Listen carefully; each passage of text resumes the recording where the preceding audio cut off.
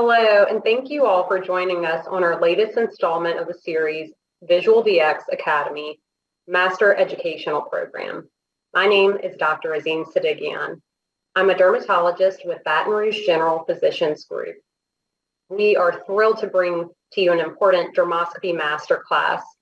I want to begin by thanking the series sponsor, Janssen Pharmaceuticals, for supporting this effort. Before I introduce our presenter, I'd like to mention a few things. This presentation is being recorded and will be shared to all registrants. We have allotted time today for questions. Within your screen, you should see the question and answer tab, and that is where you'll want to enter your questions. What I'd like you all to do is go ahead and find that question and answer button right now and test it out by submitting a question or comment to get things started. These can be anonymous and are only visible to the audience once approved by me. Along the top of your window, you should also see we have educational supplement for you to download. After the question and answer, we will be testing your knowledge with a Kahoot quiz, and there will be a prize, so you'll want to stick around for that. Okay, now let me introduce our presenter. Dr. Tejasvi is an associate professor in dermatology at Michigan Medicine, University of Michigan. He directs the Cutaneous Lymphoma Program and Teledermatology Service. He is also the Chief of Dermatology at the Ann Arbor Veteran Affairs. He is the current chair of the American Academy of Dermatology Teledermatology Committee and vice president of the International Society of Teledermatology. He is author of more than 70 publications in various national and international peer-reviewed journals, including Nature Genetics, Journal of Investigative Dermatology, the Journal of American Academy of Dermatology, and JAMA Dermatology. Thank you for taking the time to present this dermoscopy masterclass, Dr. Tejasvi. Let's begin. Thank you, Dr. Sadigian. Hello all. Thank you again, Visual DX Academy, for giving me this opportunity to kind of do the dermoscopy masterclass. Hope you have fun, as I too like to have fun doing this session. Okay, welcome to the masterclass again. You probably would have heard this a lot. When in doubt, cut it out, right? After this session, you should say, when in doubt, scope it out. I mean to say scope it. I mean, you take the dermatoscope and look at it. So in the next 40 minutes, we will learn a very easy algorithm to diagnose pigmented lesions, a Kodachrome style 10 difficult cases, and finally, I think, Kahoot quiz. And we will have enough interaction with 10 audience polls during the session. So this is a nice collage of pigmented lesions. And if I gave you these images and asked you, which one would you monitor or which one would you biopsy? You would be like, it can also, your answer could vary based on whether you use a dermoscopy or not. So based on this, lesion A, like the one on the left upper corner, do we biopsy that? Or do we biopsy the one in the right lower corner? And we don't have a clue. Similarly, the answer would remain the same on the photos which I've projected here too. For me, it's quite hard to sort which ones are malignant and which ones are benign. So let us look at an easy way to classify things. Eventually, what is the bottom line in the clinic, right? What we need in the clinic is to decide whether we want to biopsy the lesion or not to biopsy, right? There are a lot of algorithms with various specificities and sensitivities available. This one I choose to teach my residents because it's very quick, easy, and it kind of avoids mathematical calculations if you know about other available algorithms. And it also avoids metaphorical terms, and it fits well with your routine practice. This algorithm is created by a GP from Australia. His name is Dr. Rosendahl, and it does magic. This is not an ultimate method. I don't want you to go home and think this is the method to use. It just provides you with a basic framework from which you can build on. And that's how I built on too.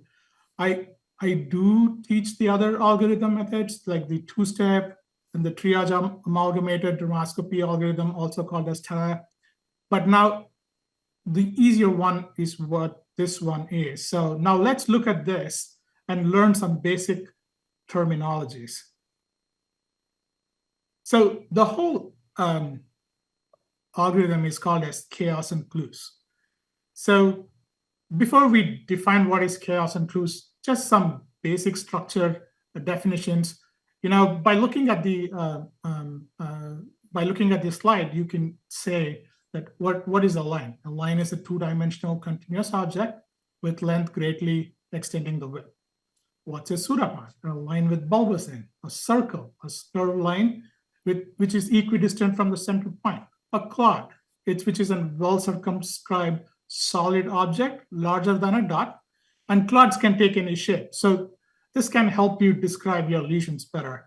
And dot is any object too small to have any discernible shape. So with this basic knowledge and putting that into patterns, we can actually classify them as crisscrossed lines or reticular pattern. Lines which are arranged in this fashion is called radial. Similarly, branched, parallel, and curved. It also can apply for your vessels, which is like daughter vessels and the vessels which look like clots, like linear vessels, loop vessels, curved vessels.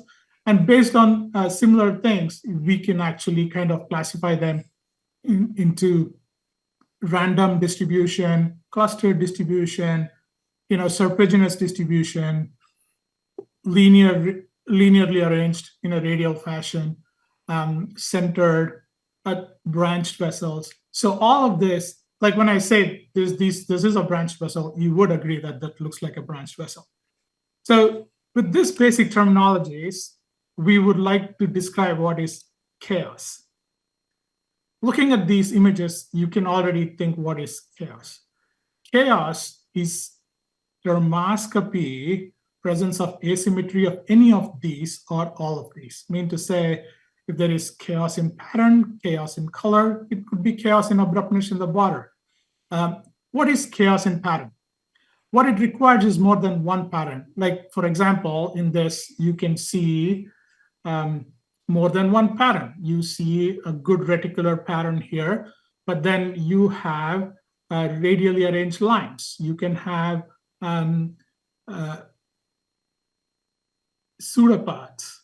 So these are different parts of a chaos pattern. And most of the time, they expect it to be more than 20%. And I think in this image, you can see that there is more than 20%. Chaos in color, let's come to this. So it's more than one color. It could be light or dark brown, or it could be regarded as different colors. In these situations, you can see there are multiple colors. There is red, there is gray, there is white, there are brown, and shades of brown. What is important is like the abruptness. It's not smooth, it's abrupt. Abruptly changes from white to brown. It changes abruptly from red to kind of white or purple. So that abruptness is really important. Chaos in the abruptness of the border, like, for example, you might say that the abruptness in the border is also present in seborrheic keratosis. Correct, but the border is all around the lesion. It's not just one lesion. So those abruptness all around the lesion is a feature of a benign lesion, whereas a chaos in abruptness, like you see that this part of the border does not merge with the rest of the skin, and so there is an abrupt chaos in abruptness. That's a feature of malignancy. So when you have kind of determined what is chaos, again, another example of chaos, like you can see that there are multiple colors in this image, and there is a chaos. So when you see chaos in lesions, then you look for 9 clues of malignancy, and that's all you got to keep in mind. And this is the algorithm which you kind of follow. So if you see and this, I need to make it clear that this algorithm only works for pigmented lesions. And so with the pigmented lesion, if you see chaos, which we just described, then you look for 9 patterns, which is eccentric structureless areas, branched reticular and thick lines, gray and blue structures, peripheral black dots or clots, segmental lines or radially arranged lines and pseudopods, presence of white lines, polymorphous vessels, lines which in the acral area, which are like parallel ridge pattern, or nails which shows chaotic nail parallel pattern, and polygons. And I'm going to show examples for each of these clues. There are always exceptions for any of the rules. So let's look at some of the exceptions. So any changing lesion in an adult, you should always biopsy them. Nodular pigmented lesions, it's always tricky, so you biopsy them. Dermoscopy gray structures or pigmented circles in the head and neck area, you biopsy them. So presence of like any of the dermoscopy gray structure, this was a study which was done. It showed that it's highly sensitive with almost 95% sensitivity and 30% specificity. If the presence of pigmented circles, the sensitivity was around 55% and specificity of 83% for diagnosing melanomas. In the same study, the presence of any kind of pigmented circle has 70+% of sensitivity and specificity for melanomas. So presence of dermoscopy gray structures or pigmented circles in the head and neck area is always a good clue. And if they're present, you should just do a biopsy. And of course, parallel ridge pattern on the volar lesions, always you should consider biopsying it. Okay, let's look at the clues. So the first clue is the eccentric structureless area. As it says, it is located eccentrically, right? So what does it mean? It's in this, the eccentric structureless areas are, as it said, is present in one corner of it, and it should occupy around 20% of the lesion. There should be no basic structures like reticular network pattern or any other pattern in those areas. So those are called as structureless areas. They could be, the color could be black, brown, or blue, basically determined by where the malignant melanocytes are, right? Like, for example, if the melanocytes are in the stratum corneum, then it would be black. And if the melanin is in the dermoepidermal junction, it would be brown. And if it is at the upper dermis, it would, based on the density of the melanin, it could be either gray or blue. So it is determined where the malignant melanocytes are. It could be also pink due to increased vascularity, or it could be white in this situation where it means the lesion is undergoing regression. So a good clue for you is if the eccentric color is brown, most of the time it is melanocytic. And here are the two examples which we just talked about for eccentric structureless areas. And this is another great example for eccentric structureless areas. Look at this reticular network pattern, which is there, and here there is no pattern at all, completely wiped out. And this is brown in color, so we know this is melanocytic. So that's the first clue. Let's talk about the second clue, which is thick lines which are arranged, which are branched or reticular. So what is the definition of thick lines? You know, the thick lines are at least needs to be as thick as the holes which are surrounding them. So for example, if you look at this thick line, which is almost is similar to the size of the surrounding hole. So that is the thick lines. And this correlates with kind of histopathologically with widened red ridges due to the pigment-laden malignant melanocytes. And this clue is kind of very specific for melanoma. So sometimes thick red ridges do occur with seborrheic keratosis, right? That is due to acanthotic red ridges, and that is due to proliferation of pigmented keratinocytes. So, and to differentiate this clue from seborrheic keratosis, we'll have other clues like of a case like open comedal-like lesions or milia-like cysts, curved lines. So those things would be present for you to differentiate from melanocytic and a benign keratinocytic lesion. So thick lines mean to say these lines have to be thick as the holes that are surrounding them. So, for example, this is a thin line, and that's the hole. And here you can see a thick line, and then it is thicker than or equal to the amount of surface area of the holes. So that's what you need to keep in mind when you're looking for thick lines as a clue. Gray and blue structures. This is like you know that presence of gray color means melanin in the superficial dermis, right?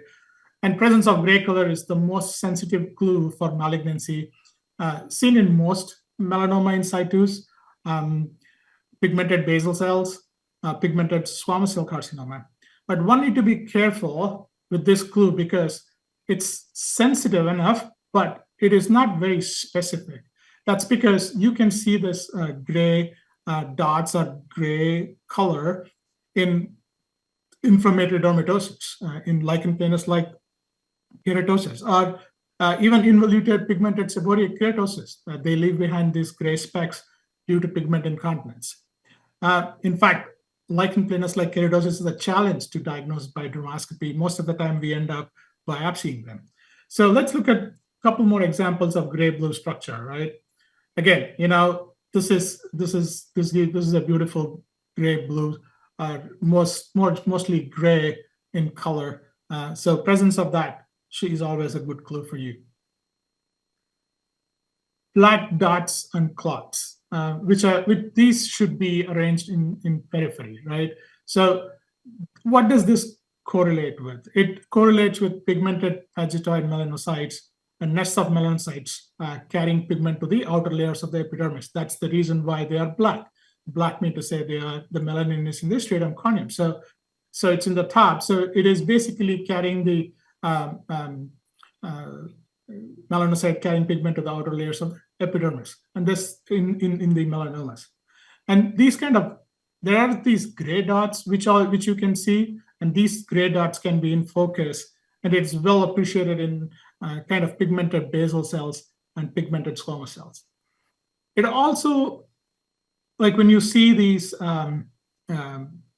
peripherally arranged clots or dots, it also kind of shows a phagocytoid spread, which is anywhere from the melanoma, and it always gets to the peripheral distribution, and this is a sign which is concerning for a malignancy, because if you see under dermatoscope, sometimes you can see black dots in the center, and that could be just because it's an irritated nevi. So what you need to observe is black dots and clots in the periphery.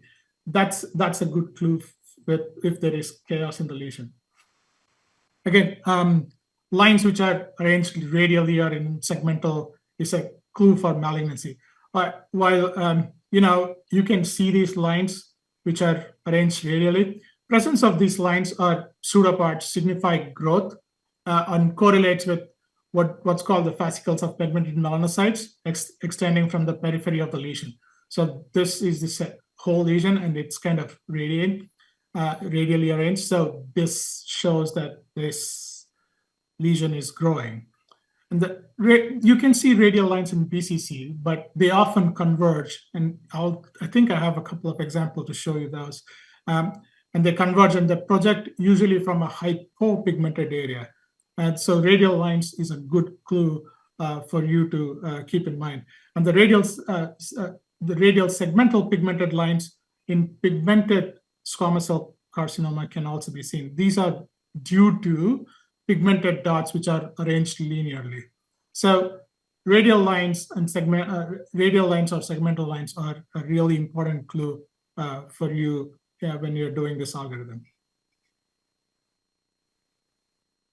Another beautiful image which shows radially arranged lines.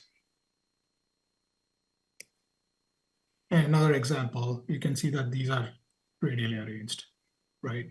Radial lines. So, and it's in one part of the segment of the whole lesion. And you can also see some radial lines here too. White lines. So white lines should be wider than the surrounding areas. And you can kind of see that the white lines are kind of really wider than the surrounding areas. These are polarizing specific white lines. And most of the time you see this under polarized light in your dermoscopy. They are oriented perpendicularly, and normally they don't crisscross. But there is another set of white lines, which is called the reticular white lines. And this can be seen both in polarized and non-polarized. Most of the time, these white lines can be seen in basal cells, melanoma, even dermatofibroma and Spitz-Neves, whereas the reticular white lines are commonly seen in melanomas, sometimes even in dermatofibromas and Spitz-Neves. You don't expect these white lines to happen in any nevus. Again, this is another example of white lines. So let's get to the next clue, which is polymorphous vessels. It's a pattern of polymorphous vessels. Like you can see this, the vessels are of different patterns. These are branched, serpiginous, even some are dotted. Let's take another look at other portion. Here again, this is serpiginous. They're branched vessels. Again, loop vessels, linear vessels, polymorphous vessels. So this is the definition of polymorphous vessels. And the polymorphous vessels can be seen in pigmented basal cell and melanomas. You don't normally see polymorphous vessels in pigmented squamous cell carcinoma. In that, you see monomorphic dotted vessels, which are arranged in linear fashion. So getting to the next one, which is another, this is sites dependent or site specific. So when you see parallel ridge pattern, you should consider a biopsy. And if you see chaotic nails, you should always consider biopsy. And presence of any of the 8 clues which we just talked about in the acral nevus, it overrides the benign pattern of the acral nevus, which is the parallel furrow pattern. So presence of any of the 8 clues in an acral nevus should override your benign pattern when you see it. And one way of a good way of knowing whether the pigment is in the ridge or in the furrow is what we call the ink furrow test, where you can kind of apply the ink and wipe away the ink with the alcohol pad, and the ink would settle down in the furrows and also the syringeal openings. So when you see the ink in the syringeal opening, you know that that's in the ridge. Whereas if you see the ink in the furrow, you know it's a furrow pattern. So you can actually determine what kind of pattern, whether it's a benign pattern or a malignant pattern, by doing an ink furrow test. Final clue, which is the polygonal or angulated lines. You can kind of see that these are like really angulated lines. They are not reticular or branched. These are angulated lines which enclose to form kind of polygons. Let's see here, like, look, this one is a polygon, and most of the lines meet at 90-degree or perpendicular to each other. Again, another example of a polygon here. So that's another clue. And using this clue is really super helpful when you're diagnosing a melanoma in the head and neck area. So we've talked about chaos, which is asymmetry in structure, color, and border abruptness, followed by 9 clues of malignancy. So based on the study which used this algorithm showed that the diagnostic sensitivity of this algorithm was almost 90% with diagnostic sensitivity for basal cells close to 98%, for a pigmented squamous cell carcinoma to be 86%, and to melanoma of 80%. And the specificity of the lesion of the algorithm choosing a malignancy was 62%. So it's a quite well established algorithm. It's pretty easy. I could teach you in 20 minutes. So it's easy to apply. But as I said, this is not the ultimate algorithm. You just use this as a basic structure and build from there. So let's put to test. So looking at this, it looks pretty good. It means like it is very symmetric, right? There is no change in, on a cursive look. It looks okay. But when you look at it closely, there is asymmetry in structure. Like you have two different patterns. One is like this has lost the pattern, which is the reticular pattern. And then you also start seeing chaos in color. So you have multiple colors, and there is abruptness in the color transition too.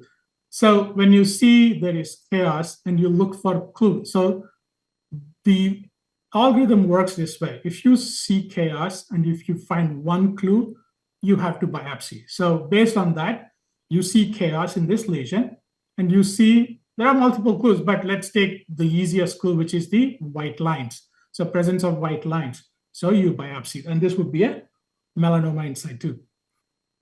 Good. So now that I've taught you guys the algorithm, so let's get to some quizzing. I love this image just because how pink lesions kind of hide themselves in so many various parts. So I kind of say I dread pink, and you will see why it is. So let's get to the first case. So this is a 60-year-old male with no prior history of skin cancer, asymptomatic papule on the back for unknown duration. This is the story of most of the time, right? Noticed by the wife recently. Dr. Sirigian, can I have the poll question, please? Yes, I believe it is up, but let me know if you guys cannot see it.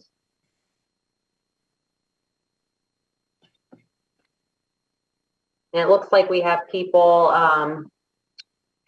submitting some results. Excellent, excellent. So if you can't see it, I have put the differential diagnosis also.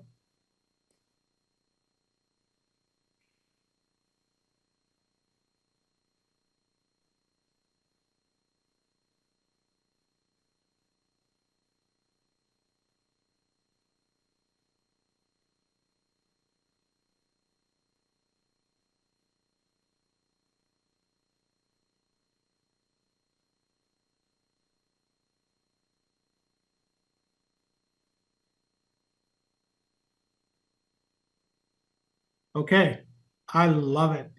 So 39% thought it was basal cell, and 32% thought it was intradermal nevus, and few of them thought melanoma, and some thought for neurofibroma, correct? So yes, I think that's what this slide would kind of show. So let's look at, this is a dermoscopy masterclass, let's look at the dermoscopy. So based on this, what do you see on the dermoscopy? We see that on the left, which is the non-contact polarized image, and on the right, you see the contact polarized. The way you can say that is like because the left image shows more vessels because it's not blanched by the faceplate of the dermatoscope, whereas this is kind of smushed a little bit by the pressure of the dermatoscope. So this is contact, that's non-contact. So based on that, the lesion displays what? A good displays pinkish red background, right? And with white structures, right? You can see the white structures better on contact polarized.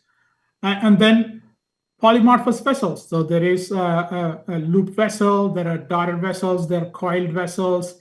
So presence of polymorphous vessels. they're irregular, linear, dotted coil vessels. This lesion turned out to be 0.7 millimeter, at least, superficial spreading melanoma. So pinkish red background, white structures, and polymorphous vessels. So this was a melanoma. So you can kind of see how important it is to kind of do the dermoscopy diagnosis in this situation. So let's get, and of course, the next question is, why is it not an intradermal nevus? So I have a dermoscopy of the intradermal nevus on the left and a neurofibroma on the right. The lesion on the left has no chaos and no concerning signs. It has just few branched vessels, or what we call as the polymorphous vessels, but there is no chaos here. So that is a good intradermal nevus. It's a benign nevus. So when you come to the right image, which is kind of the neurofibroma, then you see kind of a pink-red structureless areas and scar-like areas, which is what we see on a neurofibroma. And most of the time, I don't know if you guys do this, I place my dermatoscope and kind of smush it around, and the intradermal nevus and neurofibroma kind of smushes, and you can kind of wobble them around. It's a good clinical sign to kind of see what's happening in those lesions. Okay. Case number 2. This is a 63-year-old male with history of skin cancer with multiple non-melanoma skin cancers, mildly itchy papule on the back for unknown duration, no bleeding or tenderness. Again, can we have the polls now, Dr. Sadigian?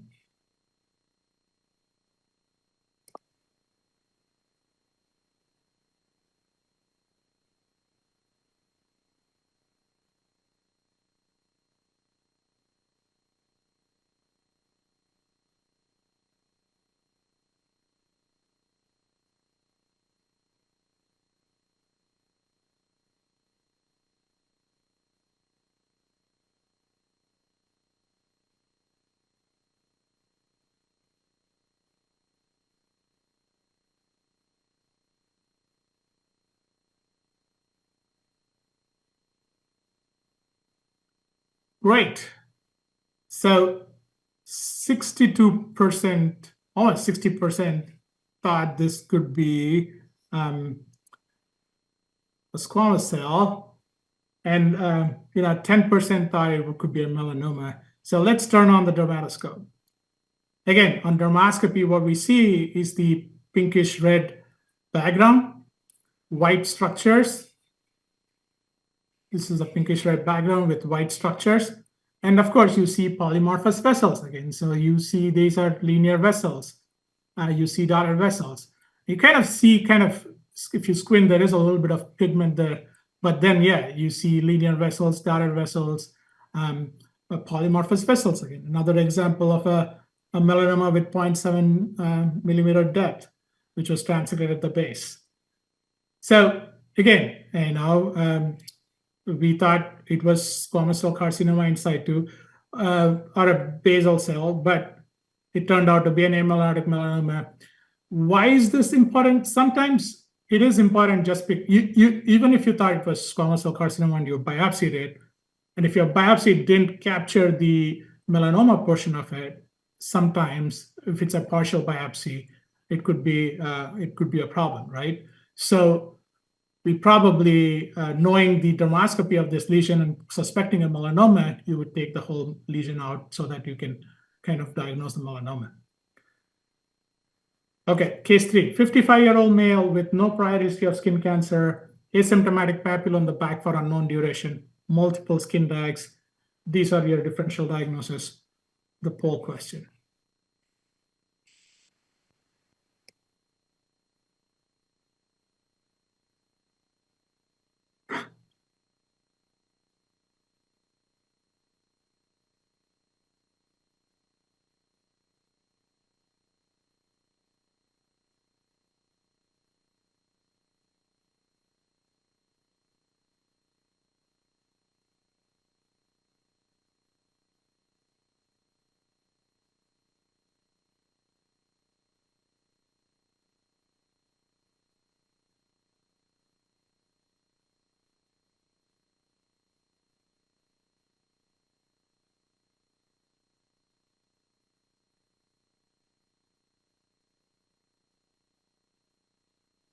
Okay. It's interesting. It's almost like an even split between basal cell and the melanoma. I kind of agree. It's tough, but I'm kind of, I know that there is a small clue in this one where this could be a pigment pattern. So let's look at the dermatoscope image. Yes, again, same situation where you see pinkish red background, you see multiple white structures, and I think here you can appreciate the polymorphous vessels. Like these are irregularly coiled vessels, linear vessels, serpiginous vessels. So, and of course, you see a nice pigment pattern, which is kind of in the periphery. So this was another melanoma. So again, your diagnosis, you're on the diagnosis, and yeah, this is another color. Like that's why I said I dread pink because of these amelanotic melanoma situations. Okay, so there's a really a great systematic review of all this difficult to recognize melanoma, and it showed that the amelanotic melanomas clinically mimicked a palpable benign or a malignant lesion, or on dermoscopy typically revealed homogeneous pinkish background, white structures, and polymorphous vessels. So, and the kind of vessels which they saw were the dotted vessels, linear, which were irregular, and we saw those examples in the previous images. Great. So from dreading pink to what is this called? Seborrheic keratosis? What? So let's get to this. Again, 70-year-old male with no prior history of skin cancer. Lesion was present for a long time. Similar looking lesions elsewhere. You can see a linear scar here. And let's take a close-up look. Very homogeneous, very symmetric image, almost with clear, stuck out kind of an appearance here. So your differential diagnosis, polls, please.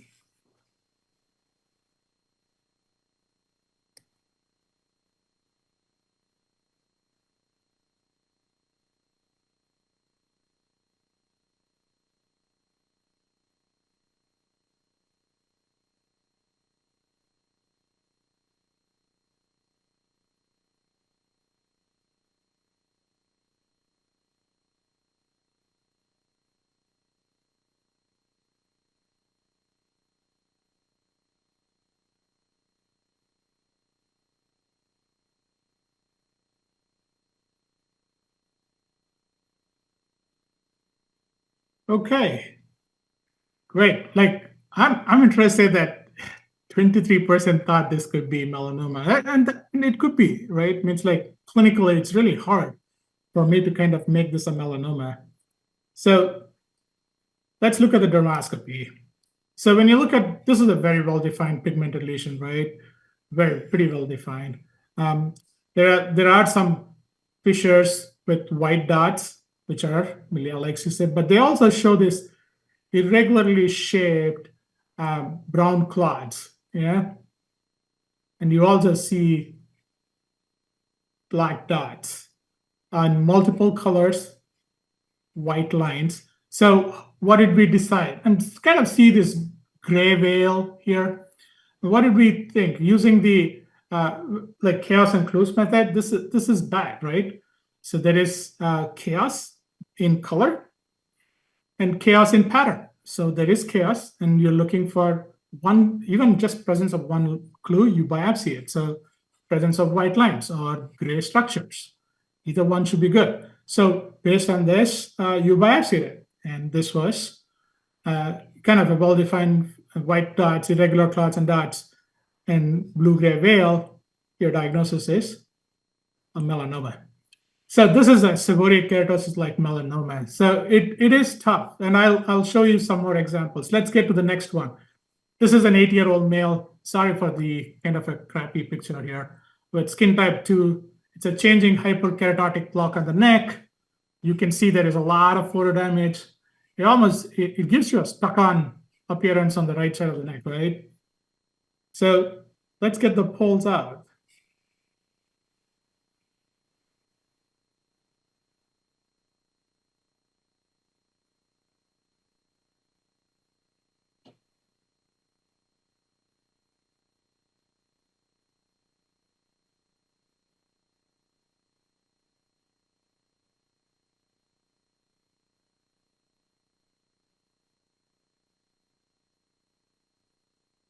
Okay, just by the presence of what I see, just because of the color, you would think it's a melanoma, and I agree with you.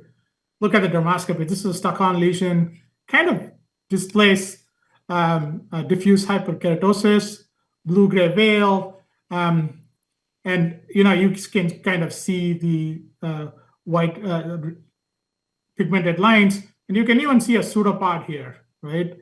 And the presence of what we call as a blue-black sign. The blue-black sign was first recognized while describing a nodular melanoma, where more than 10% of either color was present in the lesion. So this is a blue-black sign. So your differential diagnosis became from pigmented seborrheic keratosis to melanoma based on what you see on dermoscopy, right? So another example, let's look at this, some salient features of a seborrheic keratosis like melanoma based on the mode of viewing, right? This is a non-polarized mode, and this is the polarized mode, where you see on the non-polarized, you see multiple comedal-like openings. This should not sway you away that thinking that this is a seborrheic keratosis. You can see multiple open comedal-like openings in a melanoma. The first thing you need to keep in mind is this is a melanocytic lesion still because of the reticular network pattern. And we see that there are thick lines, so there is chaos, there are clues, and there is what we call as the blue-gray veil, right? And of course, you have blue-black sign. So again, the presence of blue-black sign is an important clue for seborrheic keratosis like melanoma. Yeah.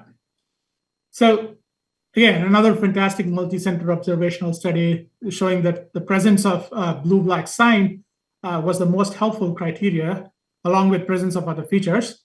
But one caveat is the blue-black sign can also be seen in thrombosed or traumatized angioma, where the thrombosis and hemorrhage is black in color, and the deeper angioma part may look blue or purple. So that's one caveat to keep in mind. But then when you see a traumatized angioma, you will see that there is an ulceration on the top.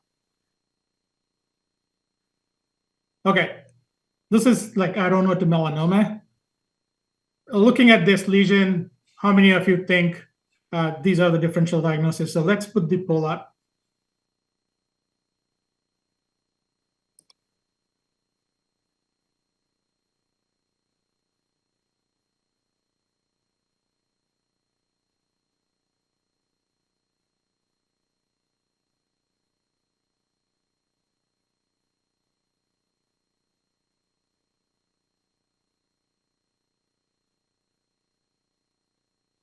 Good job, guys, on diagnosing melanoma without the dermoscopy. But let's put the dermoscopy on, as this is the dermoscopy session.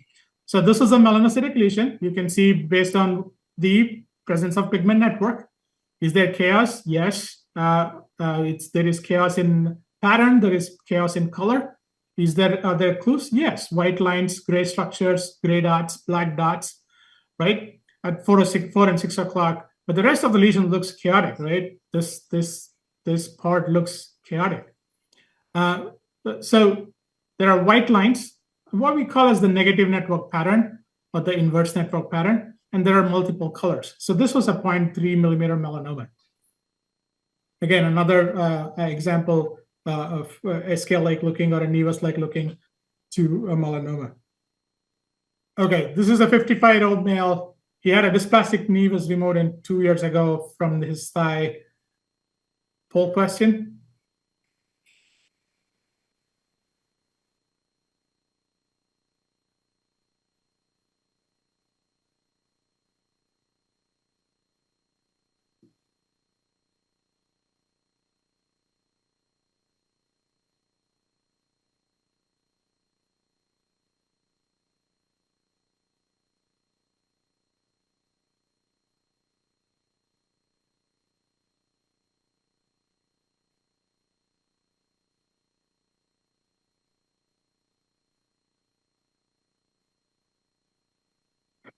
I think some of you guys are biased now that I'm throwing melanoma out there. So yeah, it was a melanoma. Like look at the dermoscopy of the image. So it was a pretty well-defined lesion. But when you see here, there are white lines, negative network pattern or inverse network pattern, multiple colors, and loss of pigment network. So looking at all of this came back as a melanoma. So so again, another comprehensive retrospective study which showed that shiny white lines of negative network were most predictive of a melanoma or severe atypia. So such studies will increase the specificity, hence reducing the number of biopsy to need to detect melanoma. This study also showed that inverse negative network pattern is basically because of the expansile melanoma-ness and the surrounding fibroplasia, which gives you that kind of the inverse network pattern. Okay, the last two questions.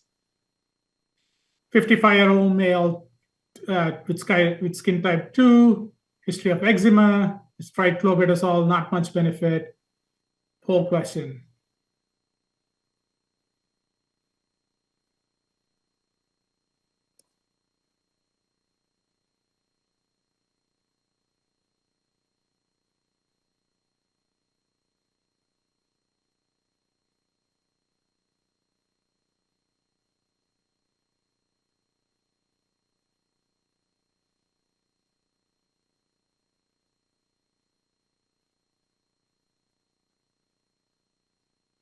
Excellent. So yeah, you should consider the other things in the diagnosis, but I think most of you got it right. It's a non-melanoma skin cancer. So looking at this, you kind of see a homogeneous red-pink background. You can see that there are fine, crisp vessels, and there are tiny micro ulcerations. I think the micro ulcerations are better visible here. So, and you see white lines or clots. So is there chaos? Yes, there is chaos. Are there clues? Yes, like polymorphous vessels, white lines. You biopsy. So this was a superficial basal cell. So it lacks typical branch vessels and blue ovoid nest, which you see in pigmented basal cells. Again, this was a diagnosis of superficial basal cell carcinoma. 75-year-old female patient had multiple tattoos attributed to tattooing. But the lesion is asymptomatic. The lesion was noticed by her daughter. Poll question.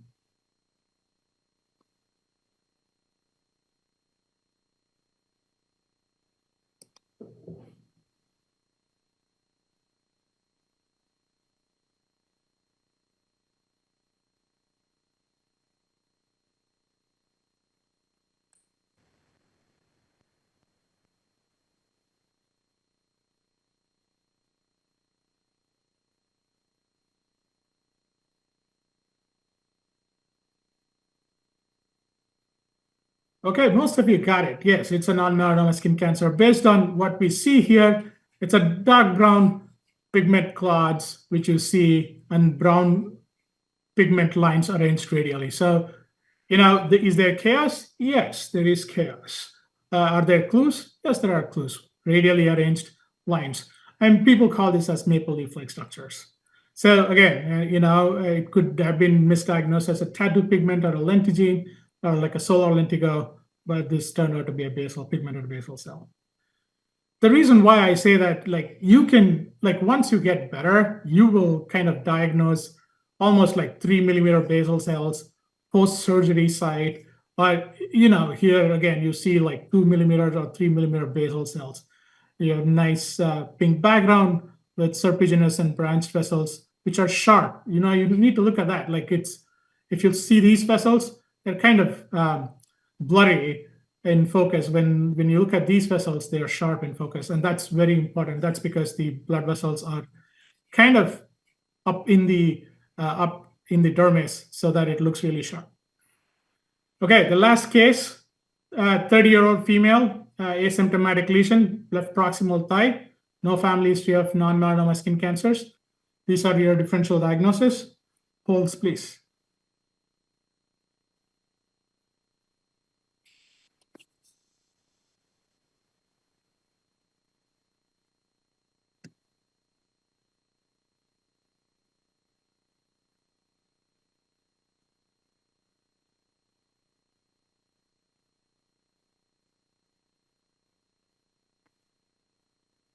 Okay, great. So let's take a look at this. She had an A1C of 8.2. So white yellow structureless areas with vessels and common linear shaped serpentine and branch vessels, and you see white streaks, right? And this is a more mature lesion. This is an early lesion. This was necrobiasis lipoidica diabeticorum. So I know a lot of people thought it was basal cell or a sebaceous hyperplasia. So in sebaceous hyperplasia, you see these white clots and then radially arranged vessels which don't cross, and they are not in focus. So that was a that was just a curveball to you guys. So this was an NLD which we diagnosed based on what we saw in dermoscopy. So finally, when in doubt, cut it out, right? But after this lecture or master class, when in doubt, scope it. With that, thank you very much. These are my resources.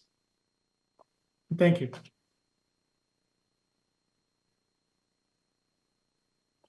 Wow. Thank you, Dr. Tejasvi. Thank you so much. That was a wonderful lecture. It was rich in clinical pearls. I know I learned a lot.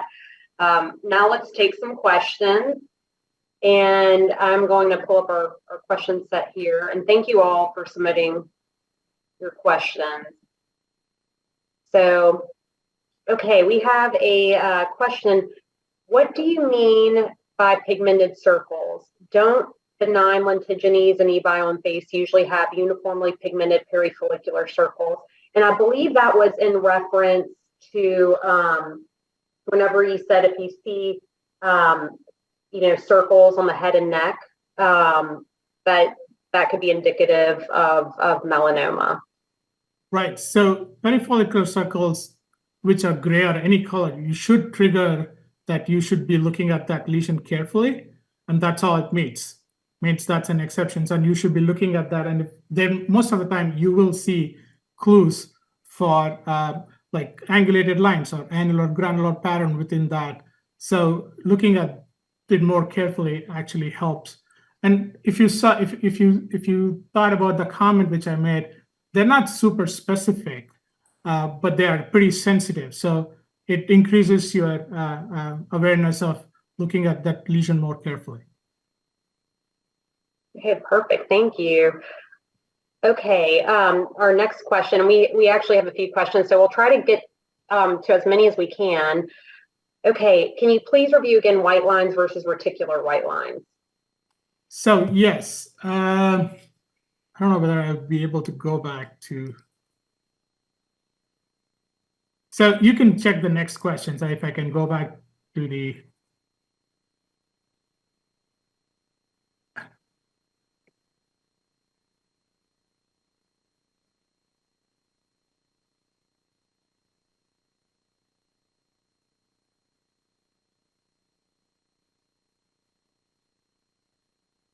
And actually, this may be the last question that we may be able to take before we get jump to our Kahoot. So these are white lines, and these are polarizing specific white lines. This could be seen only under polarized light, whereas these are reticular white lines, or in other words, negative network pattern, which can also be visualized by non-polarizing light, and that's what I mentioned. Like so, if you're seeing white lines in a polarizing specific white lines, these are the white lines, and these are the reticular white lines. Did it make it clear? What's the next one? Actually, I think we'll need to jump forward to our Kahoot quiz. Thank you for everyone who submitted questions. We're going to take note of these questions, and we'll see if we can maybe get back to some of these in the future. But let's get started with our Kahoot quiz.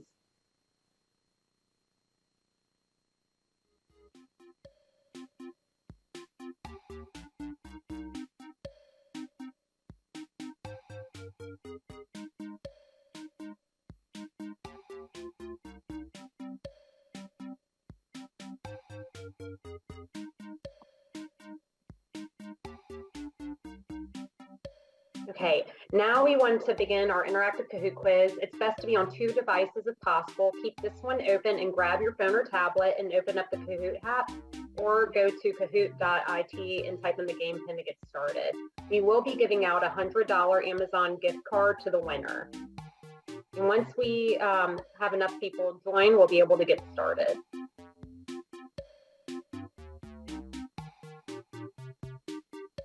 And these are some amazing nicknames.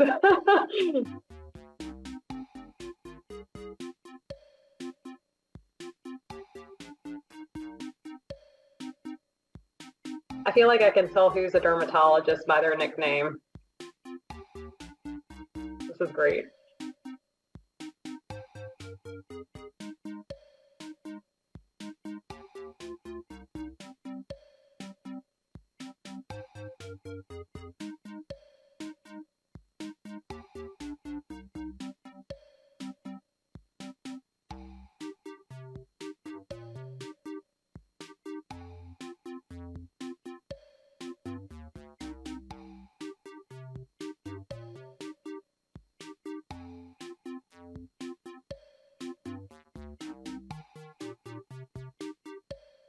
Oh, and the game pin is 7112113. If for some reason you're having any trouble finding the Kahoot, you can also scan this barcode on the screen in order to pull up the Kahoot.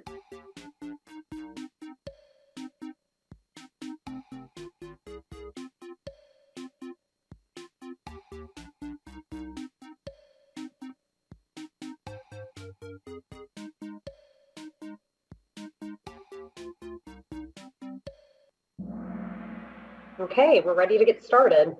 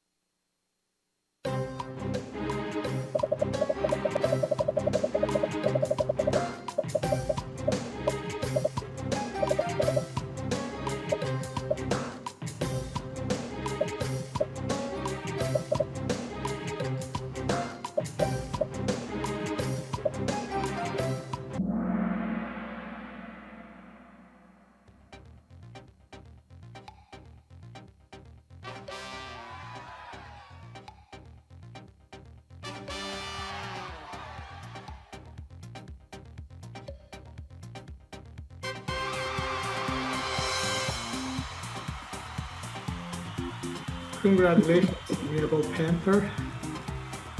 And to all of you, this is your Fox Champion Deer, everyone who participated. That was awesome. Yes, congratulations to our winner. We'll be reaching out and sending you a $100 Amazon gift card.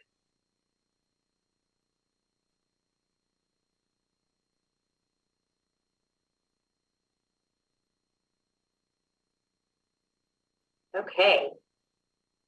Well, I want to say thank you, Dr. Tejasvi, and also thank you, Visual DX and Janssen. We really appreciate this lecture.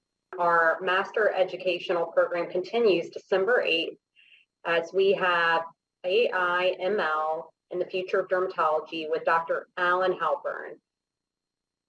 Below are the key learning objectives: to define the potential clinical benefits of artificial intelligence and machine learning, understand bias in machine learning training and algorithms, and describe the different use cases for the use of artificial intelligence and machine learning in dermatology. We only have one webinar left for the year. I highly encourage you to register now so you don't miss it. Thanks again, and I truly hope you'll join us next month.